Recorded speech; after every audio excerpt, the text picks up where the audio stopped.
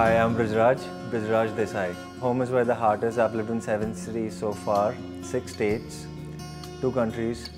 So yeah, I mean I've been across the country, a few parts of the globe, so that's always helped. I mean I've never looked back at it and always felt glad about it. Now the dream precisely is studying the Dangi way of life.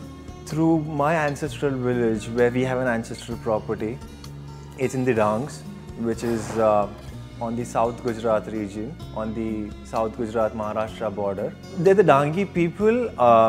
They're considered to be the descendants of the Bhils of Madhya Pradesh. When Loud as a competition came up, it didn't take me too much of time writing about what I wanted to do, but it was a very special moment because suddenly I realized that these memories had always been there and there was a common thread that existed.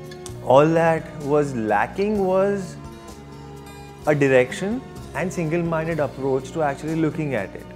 And I used to visit my ancestral village since I was 6 years old, and I used to go with my grandmother. So she would narrate stories of the pre-independence era when it was our land and the Adivasis would till it for us, and yet it was not a subservient relationship, but it was a symbiotic relationship.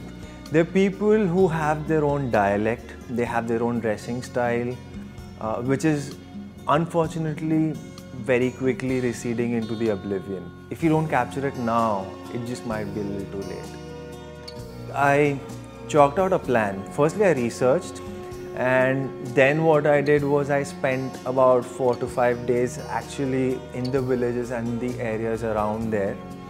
The approach that I adopted was I would study 3 generations. So one is the current generation, which is like me, which is 25 plus or minus 3 years. The other is my parents' generation, which is around 48, 50 plus or minus 3. And the third is my grandparents' generation, which is just about to pass out.